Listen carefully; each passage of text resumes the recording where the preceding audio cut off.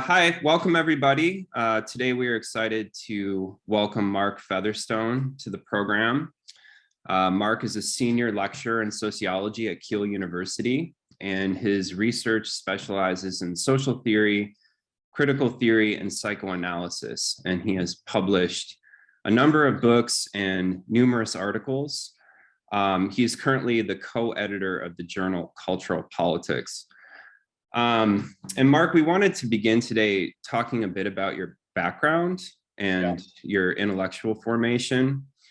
And a bio that we found online indicates that you grew up in Hull in the 1970s, and that the transformations that were taking place during your childhood, which seemed to be associated with deindustrialization, mass employment unemployment that came along with it, says that this, impacted your family and also impacted your the way that you conceptualize society, the way that you approach sociology. So we were wondering if you could talk a little bit about that, and how those experiences have led you to do the kind of work that you do.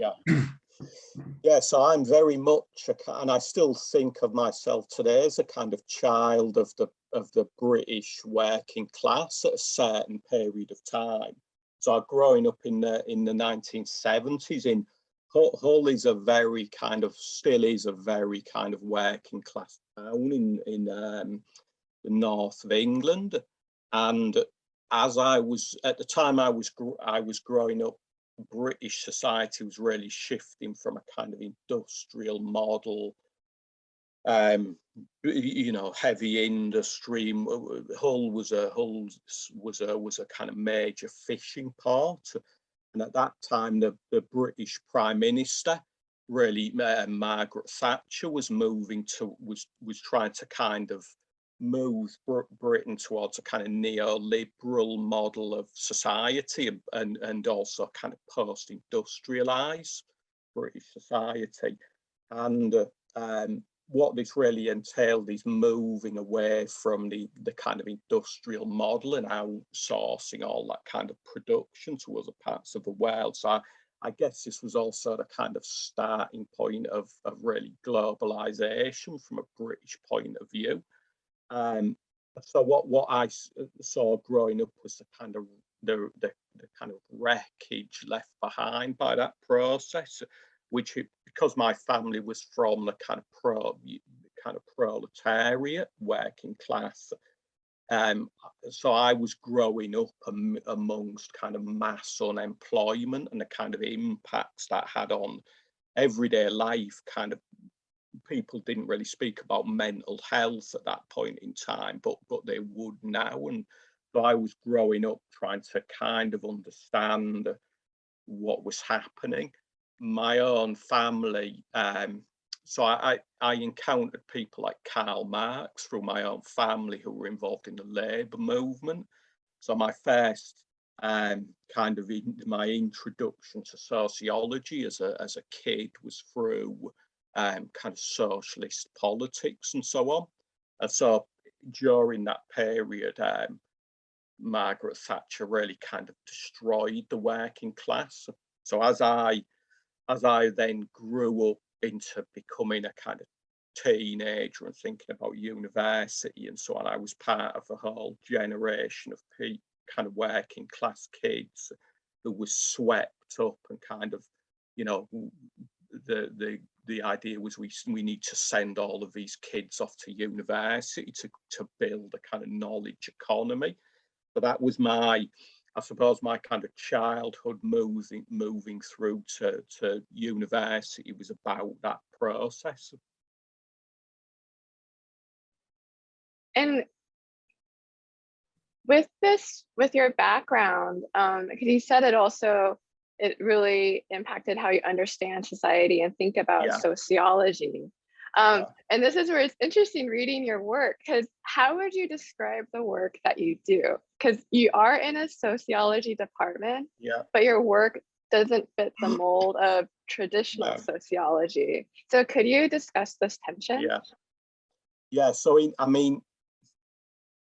I think still at the heart of my work is a concern with social inequality, kind of macro social transformations. And I think that's because as I was growing up, those were the kind of issues I was trying to get to grips with. So I tried to understand the changes that were taking place in a kind of long historical trajectory. So I'm still concerned with inequality, the kind of mental health impacts of social change, and the way social change emerges from large scale kind of shifts. A lot of that comes from the fact that my major kind of early influence in my work was Karl Marx. What happened when I then went to university?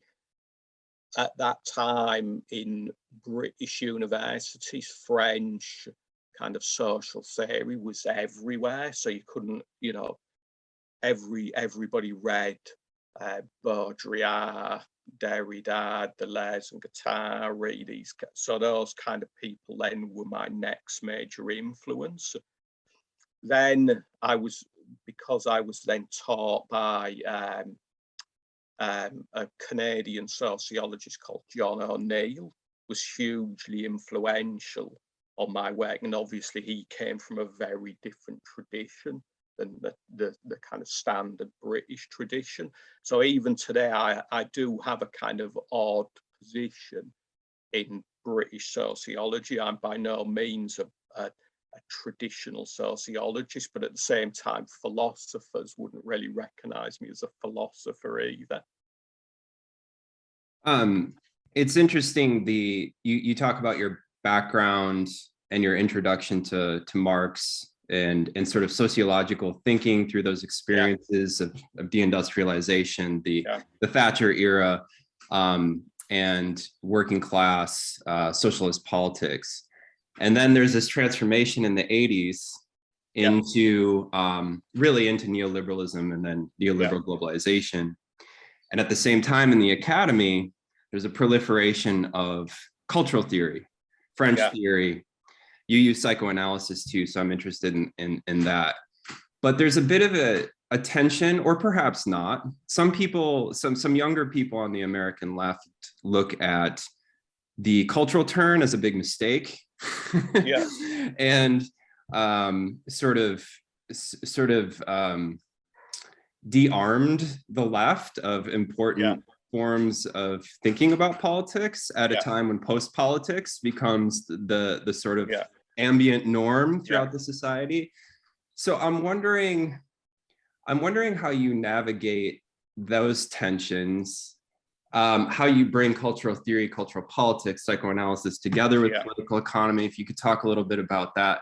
And then why is it important for critical analysis and also politics to retain some cultural analytics in the work that people are doing, that the practical engaged political work that people are doing? Sorry, that's a very big question, but Okay, so I think really the people who I haven't mentioned who were really kind of hugely influential for me early on in my career were Theodore Adorno and Max Horkheimer and the kind of Frankfurt School more generally. So those were the other people who kind of, I mean, in a sense, they led me to Freud and to start to look at a kind of analysis of economy and Marxist politics in relation to culture. So even when I then engaged with the kind of French theories, postmodernism, it was always really through the lens of a kind of basic Marxist analysis. So I think even today I've never let that go as the basis of what I do. Having said that, I'm really kind of acutely aware of the fact that a straightforward Marxist analysis is no longer appropriate for understanding capitalism today. and you were going to have to use Deleuze and Guattari, even somebody like George Bataille, and these kind of other writers are going to have to come in to inform your kind of political, your understandings of where capitalism works. But you know, I think you can't let go of the kind of basic Marxist position. For example, in British society today, I still think class is the key organising principle, even though, you know, lots of younger academics would talk about all kinds of different divisions, you know, and so they might say, you know, race is the big division today. But for me, class is the kind of underlying the inequality which encompasses race, gender, and all the other kind of divisions. So could you talk a little bit about cultural politics a bit more in terms of how that expands on Marxist thinking for those who may not really think about these things as deeply as you do? Yeah, so I think the big issue really is the way, I mean, as I was, you know, I suppose as I was growing up, I really witnessed this and it was happening around me when I wasn't really, I was far too young really to understand what was happening in a kind of analytic, theoretical sense. But I grew up through the shift from a society which was organised around production and work to a society that all of a sudden in the 1980s and 1990s absolutely became orientated around culture, media, consumption, a much more kind of symbolic, kind of communicative form of a mediated form of society. And so really Adorno and Horkheimer for me were the people who were able to fuse Marxism with a kind of Freudianism, which is all about the way kind of people absorb capitalism psychologically. And obviously it was also, they were also able to explain why Marx's idea of capitalism burning itself out, that never happened. And in fact, it you know, the shift to a consumer form of capitalism, you know, gave capitalism a completely new lease of life in a way, and at the same time completely undermined Soviet communism and kind of state socialism and everything. Completely destroyed the workers' movement, and in Britain the Labour Party and all the rest. And then you know, the late 80s, early 90s, we moved to this kind of end of history type period when it almost seemed as though there is no critique of capitalism anymore.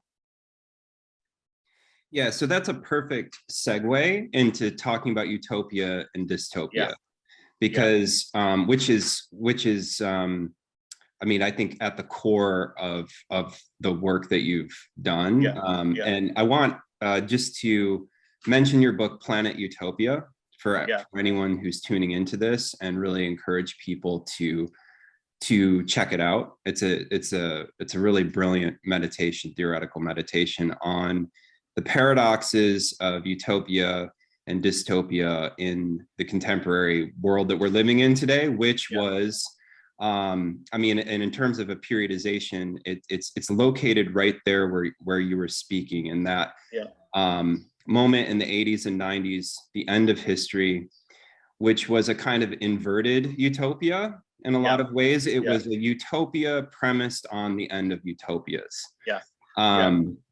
And so I guess I would ask two questions. One big, why is it necessary and important to think about utopia? And obviously it's like dialectical other dystopia in our, you know, historical moment. but also could you sort of start to locate it and unwrap some of those paradoxes that emerged there in the early 90s, and why it's so important, especially for younger people? I mean, many of my students were born after September 11th. They don't even remember any of this, right? So so could you kind of, why is it important to locate at that moment, you know, in 1990, at the end of when the Soviet Union disintegrates and all of the end of history? Sorry, I'll stop. I'm going on for too long. I think the first question, why is it important to locate it there, is because, you know, particularly for me, growing up, becoming a kind of into academic and so on, and particularly my key influence, this kind of Marxist approach to understanding everything. Well, the way I saw the end of history was completely the end of thinking in terms of dialectics. So there was no longer any sense of class struggle or kind of historical change moving towards some kind of utopian resolution. So in the, you know, what you started to see in the late 80s and early 90s was this idea of globalization, post-utopian, post-socialist, no more big ideological change. Capitalism will resolve all of the problems of the world through growth, endless growth. The Soviet Union collapses, Russia takes on capitalism. The idea is that China will soon do the same kind of thing. I think, you know, at the same time as dialectics kind of collapsed as a way of, you know, in a sense, I think what that did is it took away the idea of future, and the idea of a future which is different to what we have now. And I think we're still kind of grappling with that now in a way, because if I was to ask my undergraduates, imagine the future, I think in a modern period of history, they would have come up with some utopian idea of, you know, we're heading towards a more egalitarian, equal society and so on, or at least they would have had some progressive idea of a future. I think if I ask them now, the future is always apocalyptic and catastrophic. And so capitalism as a force for it's no longer seen as a force for kind of progressive change. It's almost like taken on the form of a kind of Freudian death drive. So everyone imagines capitalism is now going to destroy the world. And I think Frederick Jameson, in an article from a few years ago, says it's more difficult to imagine the end of capitalism than it is the end of the world. So I think in that context, you know, the utopian imagination becomes absolutely essential to try to kind of excavate it from being kind of lost to history. Yeah, and actually that really ties in with one of the question that we had, because you mentioned, I mean, Alex had mentioned a lot of the students, you know, they've been born after September 11th. And you mentioned your undergraduates, right? That the future isn't progressive, it's apocalyptic. Because I mean, you're kind of already living within it right now. And reading your work, could you discuss the kinetic utopia dystopia that services in like the post 2008 period, right after like the financial, the Great Recession? And so we're actually also, I mean, we've been touching on this, but particularly interested in the politics of security and also this widespread nihilism that you identify. So I think that what I tried to do with the kinetic utopia was, in the context of this idea of post-utopia, I mean, that started to be spoken about and started to become kind of normalized around. There's a British kind of political theorist called John Gray, who wrote, I think the book's called Black Mass, where he announces the end of utopia. and says, you know, there will be, you know, these kind of mass movements are over, and he connects that to, I mean, if my memory serves me correctly, he connects that to kind of Islamic fundamentalism and so on, and says, look, those utopian movements are kind of inherently fascistic, and we don't need them. All we need is kind of liberalism. And so what I was trying to do with the idea of kinetic utopia was say, well, all right, if you look back into the history of capitalism, you'll find that capitalism and this notion of a society of endless growth and development and the production of wealth and so on, in itself is based on kind of utopian ideas of how the economy will work, and it will produce endless prosperity and so on. There was a point in the early 2000s when I forget the name of the economist, but I remember Bono from U2 was part of this kind of end poverty movement. The idea was global capitalism will eradicate poverty around the world. And at that point, I could really see, look, these ideas are being taken seriously. But even at the time, it was obvious they were incredibly kind of utopian, in a sense, kind of theological. Obviously, looking back from the perspective we've got now, we can see quite how utopian those ideas were, because what started to happen soon after that period was we had, you know, as we've mentioned, 9/11, when kind of American global power and neoliberal ideas started to be thrown into question.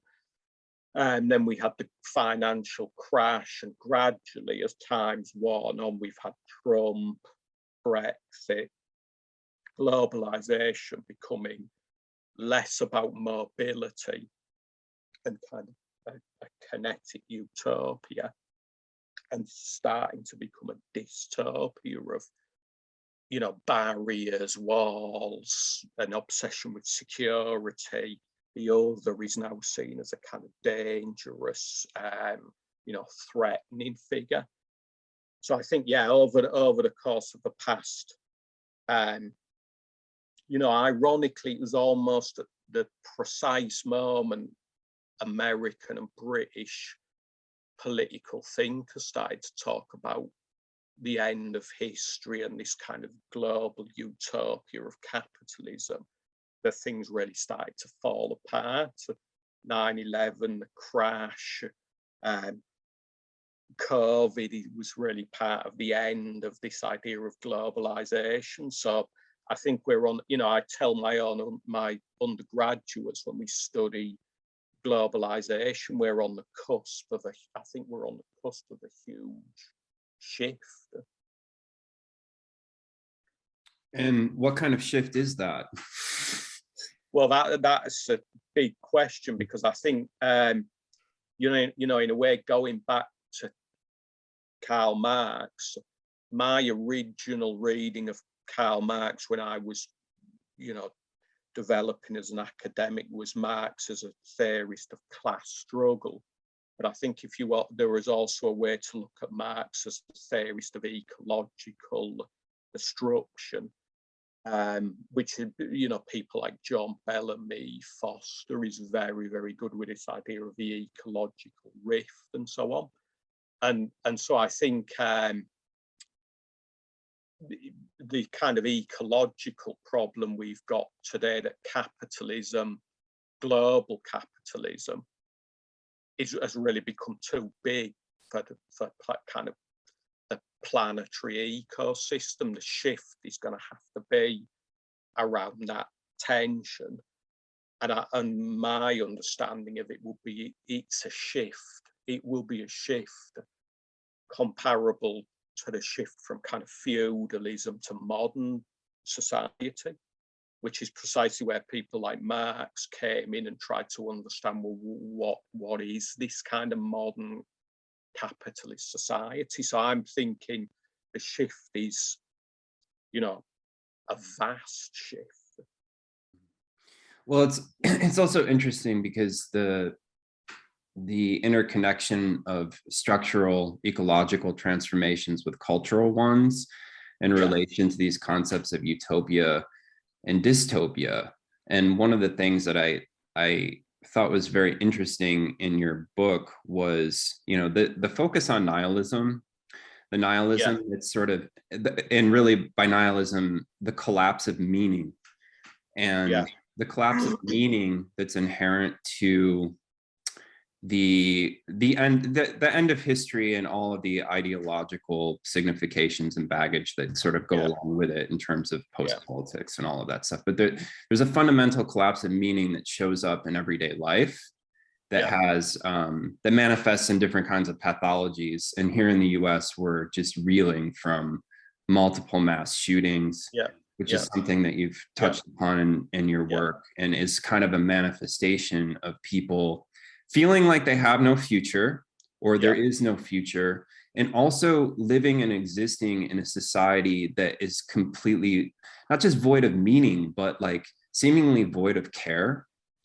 And I just wonder about the sort of the cultural imagination and need. So John Gray, sorry, I'm going on, but the John Gray, that book is very interesting, and I've looked at that book as well, and it's a kind of classical conservative line that it's impossible for humanity to act collectively. That's just in any kind of productive way. That's his bedrock sort of foundation. But it seems impossible for humanity to exist in a space where there's a complete collapse of meaning, that whatever kind of social movements or forms of agency, they have to be based on some forms of identification that bind people to some future, some notion of future. And so, I mean, I think that your work and your book is like really productive for thinking about these kinds of issues. So I really appreciate that. And then I thought maybe here might be a good transition to talk about the university. Because the university, historically being sort of in the Humboldtian, tradition, the storehouse of sort of cultural knowledge and these kinds of things. But what you're able to do, or what one of the strands in your line of thought, is to understand the university within this social context, this sort of collapse of meaning and what it's meant for the university. And so we also wonder about the other side of that, the potentiality of the university today. But maybe you could begin by talking about this idea of the Disenchanted University, which you've written about, and how it sort of has mirrored these broader political, economic, cultural, political changes that we've been talking about. So the idea of the Disenchanted University really came, I suppose, I've had it in my mind really since I was an undergraduate myself. So I kind of went to university with big ideas about what I was going to encounter. And what I actually found, my experience of the university was a factory. It didn't do what I expected it to do. So I kind of experienced it. I see it from the other side now. Is a machine for transferring information from one point to the other. So a kind of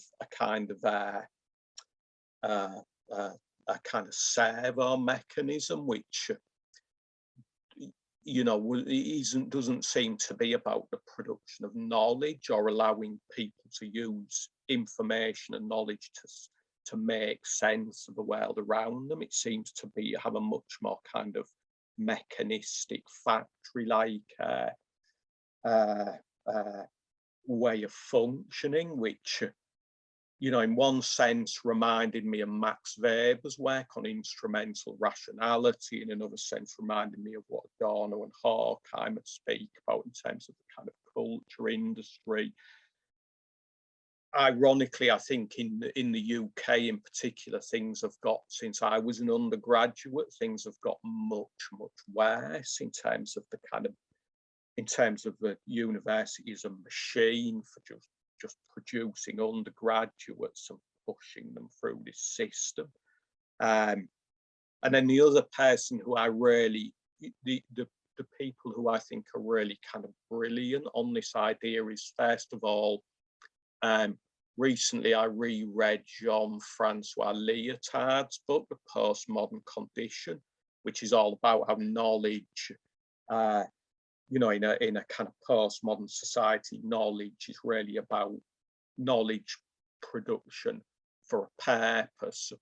And Lyotard talks particularly about technoscience and says, look, the reason that's a dominant form of knowledge is because essentially it's about science for the purpose of producing technology, which is all about kind of maintaining technological superiority in a kind of struggle between nations and so on.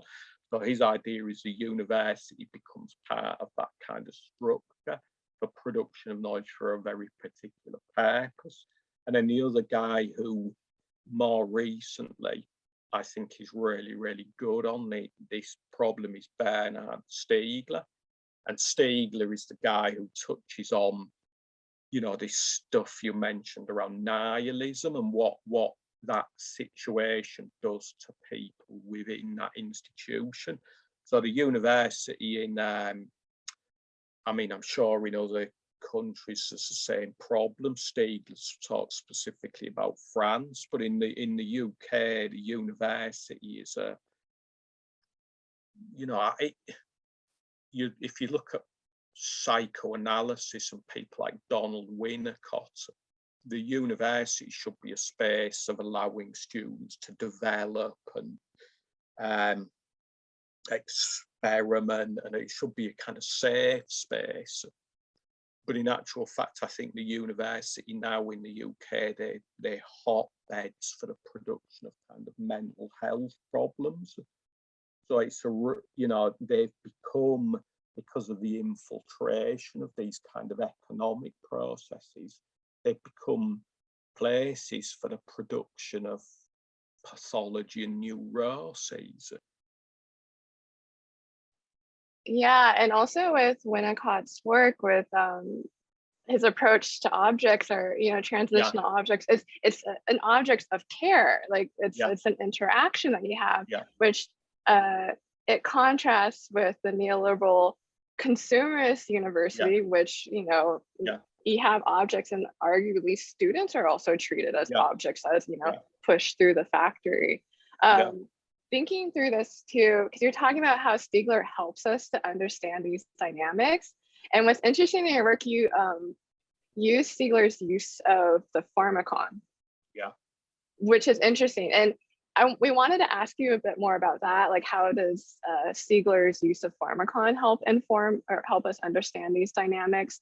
And maybe for those who may not be as familiar with pharmacon, if you could maybe explain what that is.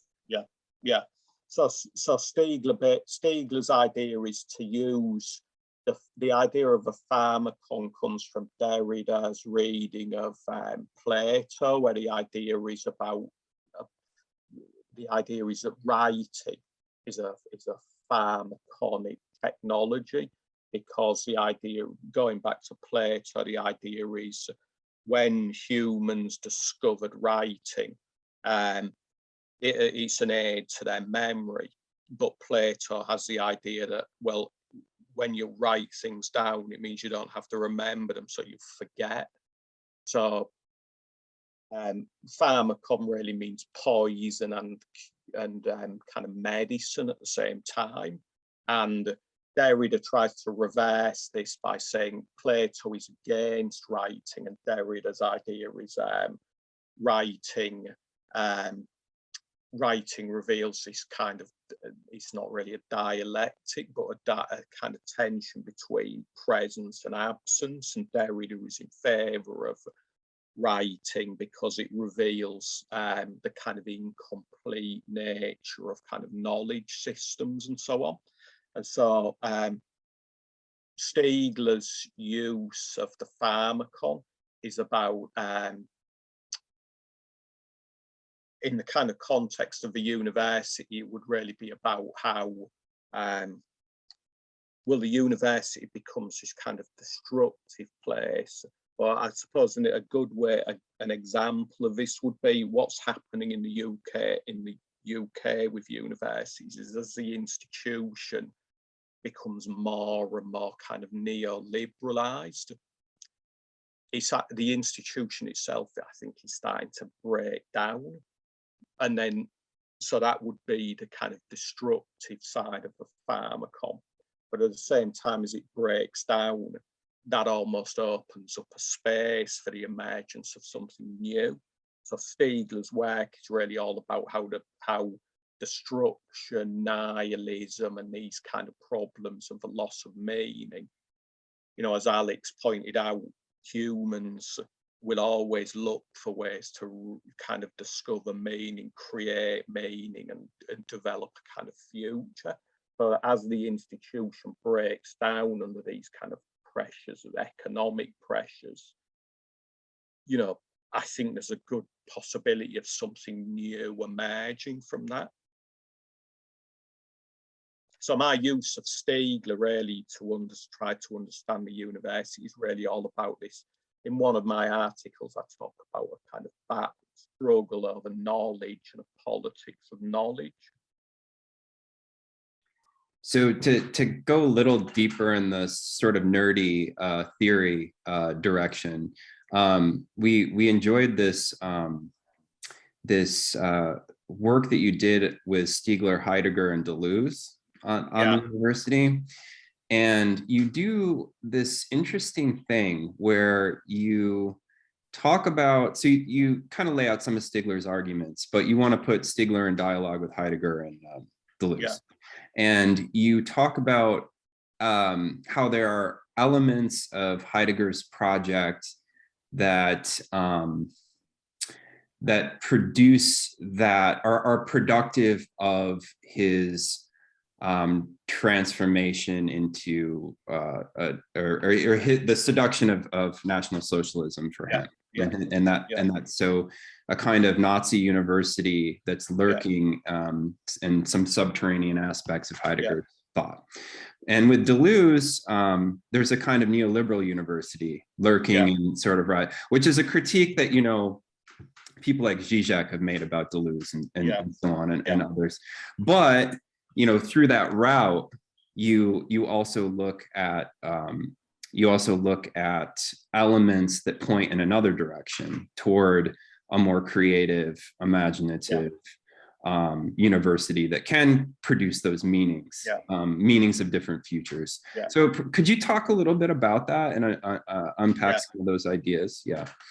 Yeah, so what interests me about the kind of Deleuzean university is really around the time I was going to university as an undergraduate in Britain, Britain's higher education sector was massively expanding along the lines of the kind of French model in the late 60s, early 70s, which is the institution Deleuze has been part of, which was all about a kind of less authoritarian, more kind of creative approach to education and so on. And so at the time, the French kind of political establishment realized that what the kind of 1968 kind of post-structuralists were doing was potentially, you know, teaching these kids kind of these radical ideas. So they wanted to shut all that down. So they really kind of tried to institutionalize this idea of creativity and imagination and so on, turn it into a, you know, a kind of, I think that is it Boltanski speaks about a new spirit of capitalism, which is all about creativity, imagination, and so on. And in a way that gives rise to the you know, in America, the kind of Silicon, kind of spirit of Silicon Valley and all the rest. And so what interested me about Deleuze was that the way a kind of post-structuralist politics of desire and schizophrenia and all the rest of this stuff were kind of hijacked by capitalism. And, you know, within that, I still think there's something, reflecting on higher education in Britain today, there's still something radical in that idea of a more creative, kind of imaginative institution, because what you see in Britain today is the kind of attempt. Part of the paradox is what happens when you try to institutionalize and regiment and kind of bureaucratize the production of imagination and creativity. It's just a kind of cliche. So, for example, a very kind of concrete example, whenever we design a new course in a British university, we have to produce these documents, bureaucratic documents, and part of one of these documents has to explain, when a student does this module, at the end of this course, these are the things they will know. So it's almost like a circuit. There's no possibility for the student to develop ideas themselves. It's an absolute kind of, I will put this knowledge into their head at the end of this course. This is what they will know. And so what interests me about Stiegler is, you know, the way he tries to resurrect that kind of Deleuzean spirit and kind of save that somehow. The issue is I still think he's not, I still don't find his response as to how that would happen particularly convincing. Could you discuss that? What is his response and why don't you find it convincing? Well, his response is this, what he calls a kind of contributory economy, which is really about somehow he thinks one of the issues he has is the way capitalist economic structures destroy kind of more kind of expansive ways of communicating and so on. So it produces this condition he talks about in terms of symbolic misery. You know, so his idea is when we're communicating through social media and so on, everything's organized around algorithms and so on. So really there's a kind of behaviorism going on here. But at the same time, he then says, well, look, the solution to this, he talks about what's called a contributory economy, that somehow the internet and new forms of technology will allow us to work together and generate new kind of symbolic systems. But this is within the very structures that are governed by kind of algorithmic power and so on. So I think what I would say about Stiegler is some of his later books before he sadly passed away are incredibly pessimistic, but at the same time brilliant in their kind of realistic kind of analysis of what we're up against. I've asked one final question about utopia and dystopia and the moment that we're living in. It seems to me that the utopian imagination is the realistic one, and the utopian imagination is something that, you know, enables people to produce meaning in those relations to the future. So I'm wondering,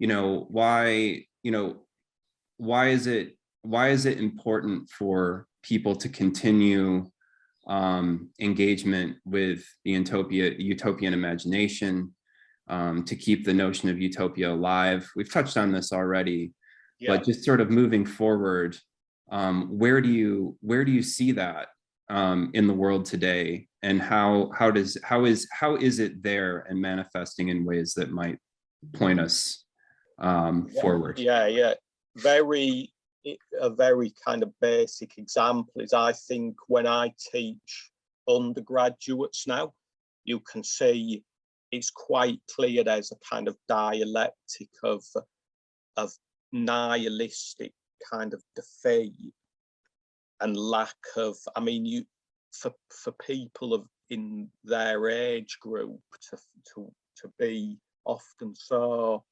I don't know whether cynical is the right word, but it feels like cynicism, defeated, kind of depressed, no sense of the future.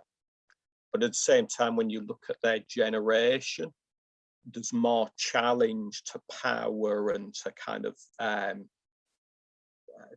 capitalist ways of producing and so on,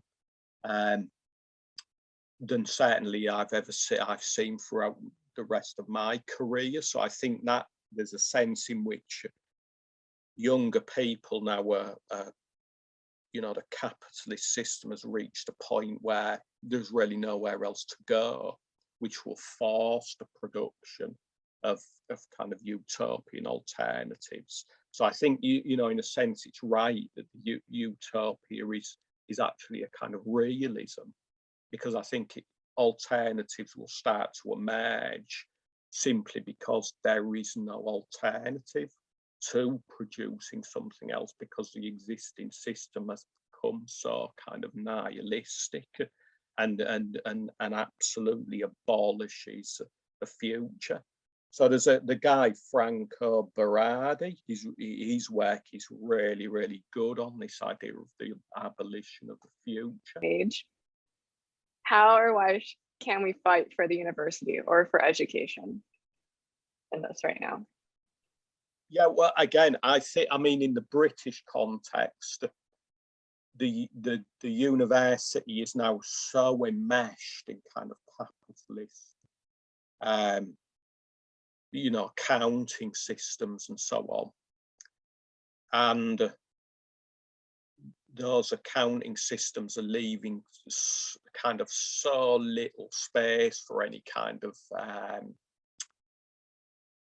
anything beyond the kind of factory model, that I think what will happen in the maybe the next 10, 20 years is we'll see different kinds of universities emerging, which won't be within that, in a sense, repeat that French idea of having alternative institutions for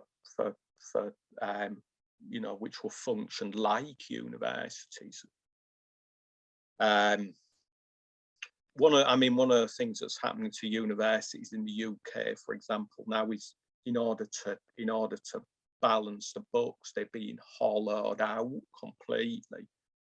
So they're not really functioning like institutions anymore, and kind of spaces for collective debate and for collective kind of discussion of ideas and so on. And so I think once you take that away from people will start to generate these institutions themselves. I don't want to wrap up on a positive note, but I can't help, I kind of can't help asking this question. And there probably isn't really an answer to it, but in terms of seeing the crisis of legitimation of the system among young people, I mean, it really cuts in different directions.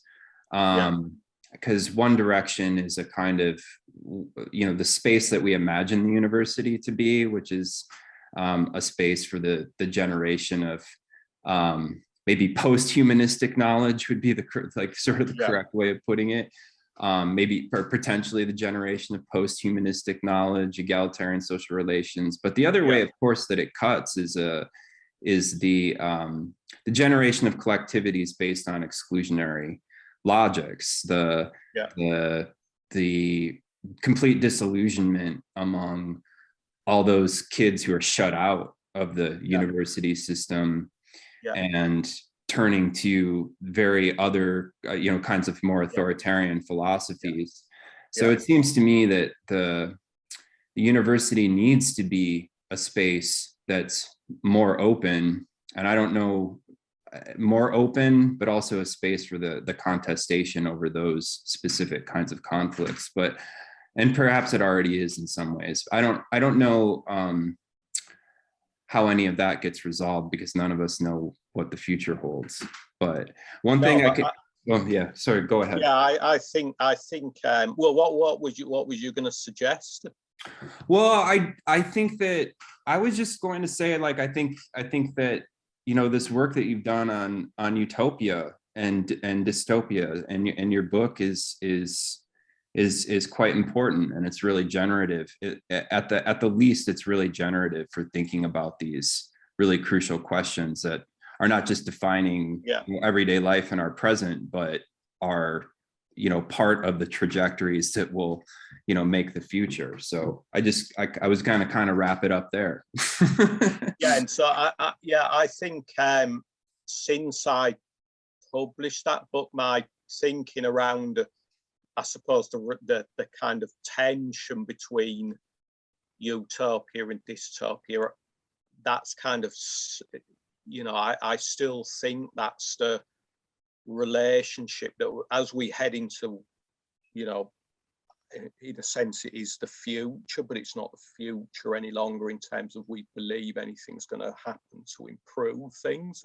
But as the future becomes more kind of dystopic, more nihilistic, appears less hopeful than it ever did before, that is the very thing which is going to produce realistic kind of utopian ideas, because it will have to happen as a matter of necessity. And I can see it in, you know, I can see it in less my kind of generation, because I think a lot of people of my generation are far too kind of locked into capitalist structures of debt and so on to kind of break away from the system. But one of the things you see with younger people, you know, is the institution will hire them, and when they don't like the working conditions, they walk away. So the people are breaking away from the system because they realise how kind of toxic it's become. I think that's a good way. That's a good place to wrap it up. I like this idea of the necessity of and the realism of utopia emerging out of this drift toward nihilism. I think and it can emerge, kind of really in a kind of negative way. So there's, you know, is it Herman Melville, the Bartleby story where he just says, "I'd rather not." I think that's happening more and more now. And although it's a negative response, there's a kind of utopianism in that refusal to engage. Well, Mark, we want to thank you so much. I'm trying to turn this back on our gallery view. Yeah, okay, cool. We want to thank you so much for joining us. This has been a real pleasure to talk to you about your work. Yeah, thank you. Thank you. Thank you.